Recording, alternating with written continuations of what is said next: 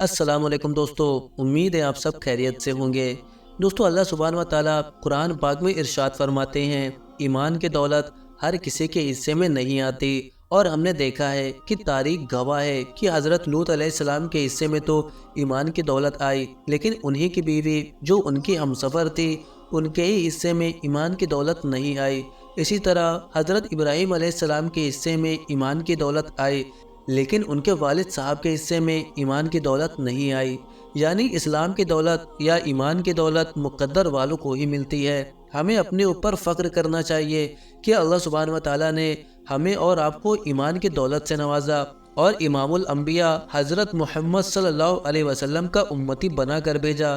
اس لیے ہمیں اس نعمت کی قدر کرنا چاہیے اور اسلام کی دولت کو عام کرنا چاہیے۔ اللہ تعالی ہم سب کو اسلام سمجھنے اور سمجھ کر دوسروں تک پہنچانے کی توفیق نصیب فرمائے، آمین۔ دوستو، آج ہم آپ کے لیے جو سٹوری لے کر آئے ہیں وہ ایک ایسے بھائی کی ہے جو پہلے مسلمان تھے، لیکن انہی کے کچھ دوستوں نے ان کا برین واش کر دیا اور وہ اسلام سے نفرت کرنے لگے، اور انہوں نے اسلام کو ہی چھوڑ دیا۔ اس کے بعد وہ ہندوازم کی طرف متاثر ہونے لگے۔ ان کے کچھ سوالات تھے جن کے جوابات انہیں کوئی نہیں دے پا رہا تھا، جس کی وجہ سے یہ مسلمانوں کا مذاق بھی اڑایا کرتے تھے۔ لیکن دوستو، ایک دن ایسا بھی آیا جس دن ان کے تمام سوالوں کے جواب انہیں مل گئے، اور انہوں نے پھر سے اسلام قبول کر لیا، اور آج وہ اسلام کے حق میں کام کر رہے ہیں۔ دوستو، آخر ان کے کون سے سوالات تھے اور ان کے جوابات کیسے ملے، یہ جاننے کے لیے آپ اس ویڈیو کو پورا دیکھیں۔ اور اگر آپ اسی طرح کے ریورٹ مسلم کی ویڈیوز دیکھنا پسند کرتے ہیں تو ہمارا چینل راہ جنت آفیشیل کو سبسکرائب کر دیں، اور ویڈیو پسند آئے تو ویڈیو کو ایک لائک بھی کر دیں۔ آگے بتانا چاہ رہا ہوں کہ میں مسلمانوں سے نفرت کرتا تھا۔ میں اپنی بات بتا رہا ہوں کہ میں آگے بات بولنے سے پہلے یہ بتانا چاہتا ہوں نا کہ میں مسلم گھرانے میں پیدا ہوا تھا، اور میں خود ایک مسلم رہ چکا ہوں، اور کم سے کم 10 سال رہا ہوں میں آپ؟ نماز، ہاں، اچھا، نماز روزہ ہر چیز سے دور رہا ہوں۔ 2006 سے لے کر کے 2014 تک لگ بھگ 10 نہیں تو 8 سال تو ہو ہی گئے، تو آپ کیوں اتنا میں مسلم؟ رہا۔ ہاں، میں مطلب میرے ذہن میں بہت سارے سوال آتے تھے، تو ان کا جواب جو مجھے گھر سے نہیں ملا کبھی، اور نہ مسجد سے ملا۔ جو مسجد میں امام صاحب ہوتے ہیں ان کو بھی اتنے چیزوں کے علم نہیں ہوا کرتا تھا، اور جو تبلیغی جماعت آتے ہیں وہ بھی نہیں دیتی تھی ان سب چیزوں کا جواب۔ تو اگر کوئی مجھ سے سوال کرتا تھا بھائی نماز پڑھو، ہم نے بولا میرے یہ سب کچھ سوال ہیں، ان کا جواب دے دو، میں ابھی آپ کے ساتھ نماز پڑھ لوں گا، آپ مجھے سنتوشٹ کر دو۔ نہیں کر پاتے تھے وہ، تو مطلب غصے میں یہ سمجھیے کہ، لیکن کبھی گھر والوں نے میرے پر یہ پریشر نہیں دیا، دعوت تو ہمیشہ دی گھر والوں نے، بھائی نے، پاپا نے، ممی نے، کہ نماز پڑھو، اچھے کام کرو۔ لیکن میں اچھے کام تو کرتا تھا، ایک کریٹر پر تو یقین تھا کہ چاہے آپ ان کو جس روپ میں مان لیں، پالن ہارن کے روپ میں مان لیں گے تو وشنو، کریٹر کا آپ مان لیں تو برہما، یا جس کو ہم اللہ مانتے ہیں، تو ایک کریٹر پہ یقین تھا۔ لیکن اس کے آگے جو نا وہ میں ڈائیورٹ ہو گیا تھا۔ پھر 2014 کے بعد نا مطلب میں دہلی میں جاب کر رہا تھا، تو مجھے ایک دن جمعے کی نماز اپنے آپ پڑھنے کی خواہش ہوئی۔ ہلو، سن رہے ہیں میری بات؟ جی جی ہے نا، تو میں جمعے کی نماز پڑھنے چلا گیا۔ تو اس دن امام صاحب نے تقریر کی خطبے میں، تو کچھ سوالوں کا ایسا لگا کہ کچھ یہاں پہ جواب مل سکتا ہے۔ اس سے پہلے نا میں نے عیسائی دھرم کے بارے میں بھی کچھ کتابیں پڑھ رکھی تھیں، اور رامانند ساگر نے کچھ سیریل بنائے تھے، مہا بھارت ہوا، رامائن ہوا، تو اسے میں نے ڈاؤن لوڈ کر لیا تھا۔ تو ان سیریل کو میں نے کئی بار دیکھا، مطلب ایک بار تو نہیں، کئی بار۔ جو لوگ میرے ساتھ ایجوکیشن میں رہے ہیں بی ٹیک میں، وہ لوگ جانتے ہیں کہ مطلب میں اسلام دھرم چھوڑ چکا تھا اور ہندو دھرم کی طرف مائل ہو چکا تھا۔ 2006 سے لے کے 2016 تک میرا روم پارٹنر کبھی کوئی مسلمان نہیں رہا، چاہے وہ اس کالج کا وقت ہو، چاہے وہ جاب کا وقت۔ اگر میں کوئی فلیٹ بھی لے رہا ہوں تو اس فلیٹ میں جو میرے ساتھ لوگ رہ رہے ہیں تو وہ بھی نان مسلم ہی رہے ہیں۔ اس کی کیا لیکن وجہ پھر تھی؟ وقت دل نہیں، کیسے تبدیل ہوا؟ میں آگے بتانا چاہ رہا ہوں کہ میں مسلمانوں سے نفرت کرتا تھا۔ میں اپنی بات بتا رہا ہوں کیونکہ مجھے میرے سوالوں کا جواب نہیں ملتا تھا، چاہے جو طالبان میں ہوتا ہو، یا پھر جس طرح کی چیزیں ہوئیں، یا پھر ISI جس طرح کی چیزیں کرتی تھی، مجھے لگتا تھا یہ سب اسلام نہیں ہے۔ پھر دھیرے دھیرے میں نے بتایا آپ کو کہ جمعے کی نماز جو میں نے پڑھی وہ آٹومیٹک چلا گیا، کبھی جاتا ہی نہیں تھا، عید بقرعید کی نماز نہیں پڑھی، کبھی روزہ بھی نہیں رکھا۔ گھر والے اکثر دعوت دیتے رہے، لیکن گھر والوں نے کبھی میرا بائیکاٹ نہیں کیا۔ اگر بائیکاٹ کر دیے ہوتے تو شاید میں کبھی واپس بھی نہیں آ پاتا اسلام کی طرف، لیکن دعوت کا کام ہمیشہ چالو رہا۔ میرا چھوٹا بھائی 5 وقت کا نمازی تھا، اکثر مجھے ٹوکتا تھا نماز پڑھنے کی، چلیے 1 وقت کا پڑھ لیجیے۔ تو اب آگے ایک بات بولنا، تو وہاں سے نا مجھے خطبہ میں کچھ چیزوں کا اشارہ ملا، لگا کہ میرے کچھ سوالوں کا جواب کے قریب قریب کچھ باتیں بولی گئی ہیں. تو پھر وہاں سے نا میں نے اپنی تفتیش شروع کی، پھر سے مطلب دوبارہ سے مطلب پھر اسلام کو پڑھنا یا سمجھنا شروع کیا. تو کچھ کتابیں وغیرہ لی. حضرت عائشہ کی ایج کے اوپر جو سوال میرے ذہن میں آتا تھا نا، وہ مجھے یہ کہتا تھا کہ حضور صلی اللہ علیہ وسلم جو ہیں وہ پیغمبر نہیں ہو سکتے ہیں جو 6 سال کی لڑکی کے ساتھ نکاح کرتے ہیں. اور بخاری مسلم میں جو حدیثیں تھیں، ٹھیک ہے نا، ہم اپنے ذہن کو مطلب مطمئن کرنے کے لیے ہم اس پہ جو بھی ریسرچ کر لیں. مطلب میں کئی سارے سوال تھے، ان میں سے ایک حضرت عائشہ کا بھی تھا. تو بھائی ٹھیک ہے، ان کے جسم اتنا وکست ہو چکا تھا، ٹھیک ہے نا، اس زمانے کی لیڈیز وغیرہ جلدی پریگننٹ ہو جاتی تھی یا کم عمر میں شادی ہو جایا کرتی تھی. اس پہ میں نے ریسرچ کیا. تو پہلے میں پہنچا آپ کے 15ویں شتابدی میں. تو اکبر کی جو ماں تھی ان کا نام تھا حمیدہ. جب ان کی شادی ہوئی، ٹھیک ہے نا، تو ان کی ایج 12 سال تھی. اکبر جب پیدا ہوا تو ان کی ایج 13 سال تھی. یہ میں ابھی مطلب 500-600 سال پہلے کی بات بتا رہا ہوں. پھر میں اور ریسرچ کرتا چلا گیا. پھر میں نے عبداللہ طارق صاحب کو سنا کہ انہوں نے بتایا کہ بھائی پورے صحائف ستہ میں حضرت عائشہ کی جو ایج ہے نا، اس کی جتنی حدیثیں ہیں وہ ٹوٹل 18 جگہ ہیں. 18 حدیثیں ہیں. اور وہ پھر میں نے ویریفائی کیا. بخاری خریدی، مسلم مشکات خریدا، ٹھیک ہے نا، اور ہشام جو ہیں ان کی جو سیرت کی کتابیں وہ خریدی، اسحاق جو ہے وہ خریدا، ابن سعد کی کتابیں خریدی ہسٹری کے پڑھنے کے لیے. یہ سب چیزیں میرے پاس ہیں. میرا مطلب ایک المیرا کا پورا ایک رو جو ہے 4 فٹ کا، وہ صرف اور صرف کتابوں سے بھر گیا، صرف اسلام کی ہسٹری کو جاننے کے لیے. یہ اندر سے پیدا ہوا یہ چیزیں. تو جب میں کوشچن کرنا شروع کیا، خود سے پڑھنا شروع کیا، تو ان میں نے عبداللہ طارق صاحب نے جو بتایا تھا کہ ایک روایت تو وہ ہے جس کا ہم لوگ انکار نہیں کر سکتے کہ وہ صحیح صحیح ستہ میں آیا ہوا ہے کہ حضرت عائشہ کی ایج جو ہے وہ 6 سال کی عمر میں نکاح ہوا ہے اور 9 سال کی عمر میں شادی ہوئی ہے. ابن سعد کی جب میں ہسٹری کتاب جب میں پڑھتا ہوں، ان کی پہلا ہی والوم 4 والوم میں ہے، پہلے والوم میں ہی ہے حضرت عائشہ کے بارے میں ہے، جو میرے پاس اویلیبل. پتہ نہیں پاکستان میں ہو سکتا ہے ترجمہ میں ہو تو کسی اور کے کسی اور والوم میں ہو وہ چیزیں. تو اس میں ہے کہ حضرت عائشہ کی جو شادی کے لیے حضور صلی اللہ علیہ وسلم بہت کچھ کیسے ویسے ہے کہ وہ بہت پریشان تھے. مطلب حضرت خدیجہ کا انتقال ہو چکا تھا. تو کوئی لیڈی ہے، ابھی ان کا نام مجھے یاد نہیں ہے، وہ ان سے راستے میں ملتی ہیں اور وہ ان سے بولتی ہیں کہ آج کل میں آپ کو بہت پریشان دیکھ رہی ہوں. تو وہ بولتے ہیں کہ میں گھر کی پرورش نہیں کر پا رہا ہوں اپنے بچوں کی، ٹھیک ہے نا، اس لیے پریشان ہوں. تو وہ انہیں دوسری شادی کا مشورہ دیتی ہیں. وہ ان سے بولتی ہے کوئی لڑکی ہے؟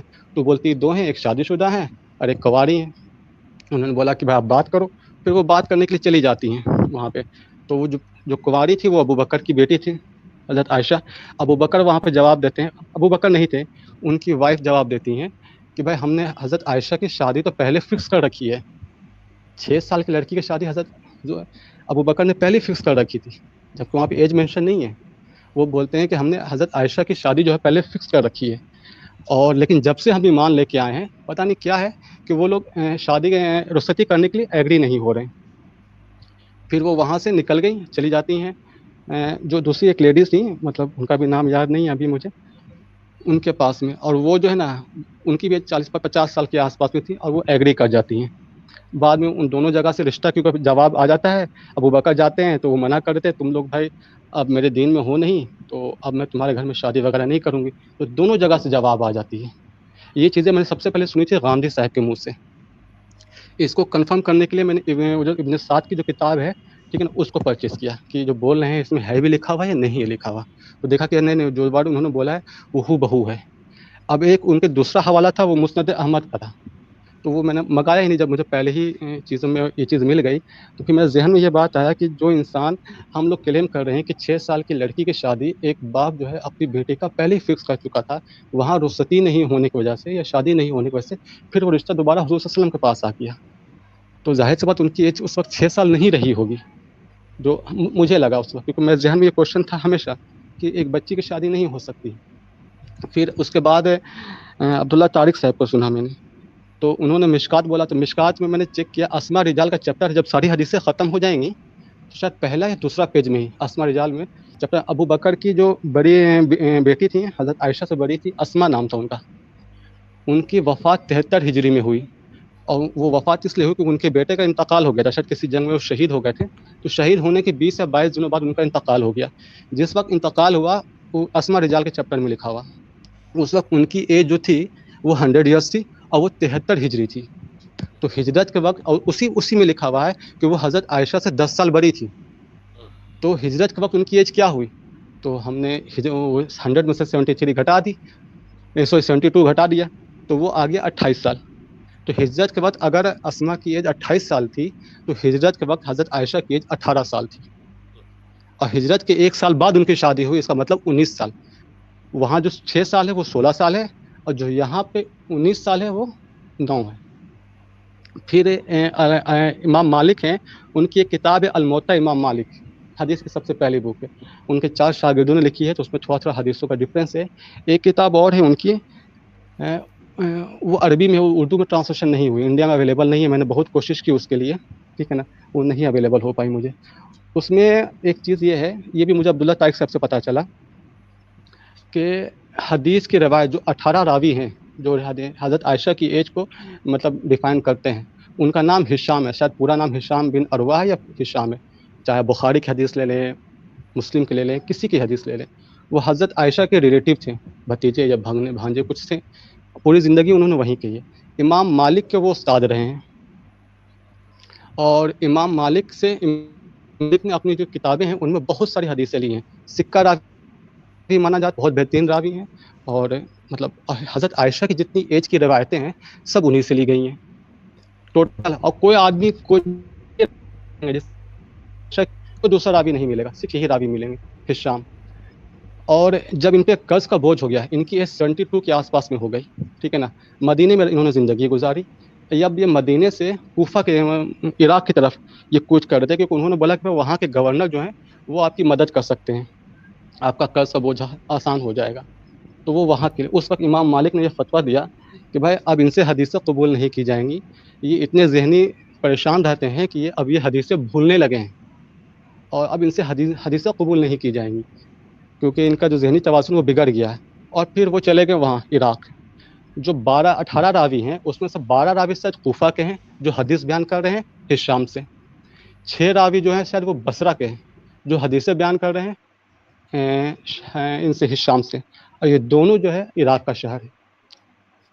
اگر ہم امام مالک کے فتوے کو لے لیتے ہیں, جو ان کی کتاب ہے نا فتوے کی, مطلب موطا کے بعد ایک اور کتاب ہے جس میں ہاتھ چھوڑ کر کے نماز پڑھنے کے بارے میں بھی, کہ میں نے اہل مدینہ میں کسی کو بھی نہیں دیکھا جو ہاتھ باندھ کے نماز پڑھتا ہو. تو اس طرح کی بہت ساری اس میں ہے فتویٰ ان کا. تو اس میں یہ روایت ہے, اردو میں ہم کو نہیں ملی, اور یہ اسی میں ہے کہ مطلب حضرت عائشہ کی ایج کے بارے میں. اگر ہم اس چیز کو لے لیں تو بخاری مسلم جتنی بھی صحیح ستہ ہیں جہاں پہ ایج آئی ہے وہ ساری کی ساری حدیثیں ضعیف قرار ہو جاتی ہیں. اب یہ چیزیں بخاری کے پاس نہیں پہنچی, امام بخاری کے پاس, مسلم کے پاس نہیں پہنچی. پھر میں نے جب اس پر ریسرچ کیا تو معلوم ہوا کہ ابو داؤد وہ افغانستان کے تھے, جو بخاری تھے وہ شاید رشیا کے تھے, جو مسلم تھے شاید وہ ایران کے تھے.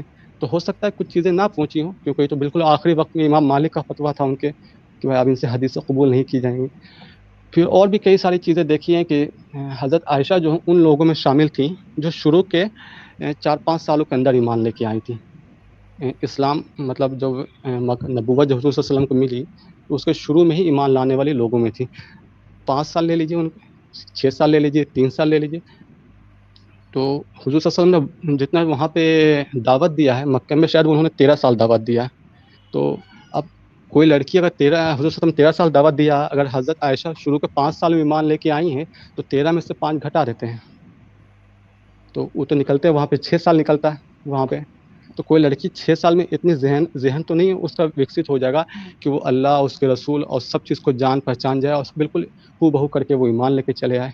مطلب میں کسی چیز کی گواہی دوں تو کم سے کم اس کو سمجھ تو جاؤں, میرے دل کو یقین تو ہو جائے کہ ہاں بھائی یہ اللہ کے رسول ہے.